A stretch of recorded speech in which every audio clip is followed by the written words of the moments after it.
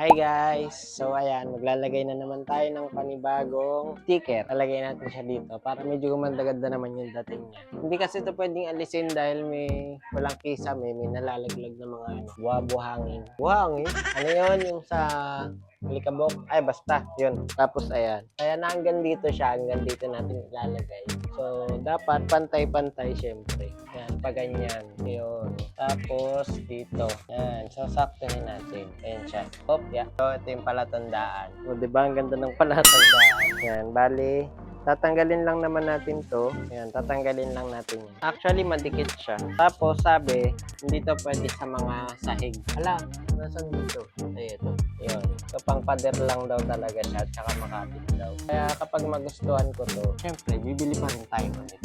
Ayan siya, guys. Hindi na siya malulukot kasi ano na siya, binil na siya. Makapit niya. Maganda. O, diba? Hindi na natin kailangan ng pandikit dyan.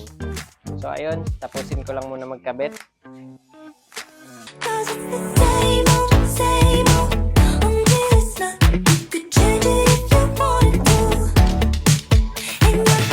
Ang ganda na, guys. Ma, ano masabi mo? Mukha ng dingding. Hindi pa tapos yan. Oh, pero maganda na siya. Ganda. Lalo siguro kung makukumpleto yan, ano? Tuloy na natin.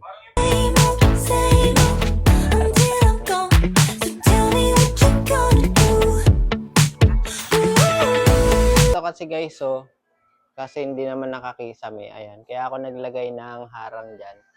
Kasi tingnan nyo, yung mga alikabok, malalaglag doon sa may higaan. Kaya, ayan. Ginanyan ko siya. So, ayan guys, kakatapos ko lang maglinis. Medyo umaliwalas na din yung paligid namin. Ayan, tignan nyo na lang guys.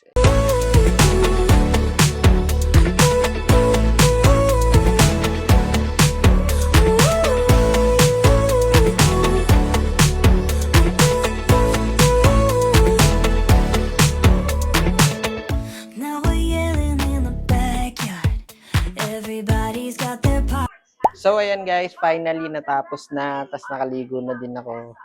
Presko na ulit. Bale, ito na nga pala yung itsura ng aming tadan! Anong masasabi mo, ma? Wala, maliwanag na.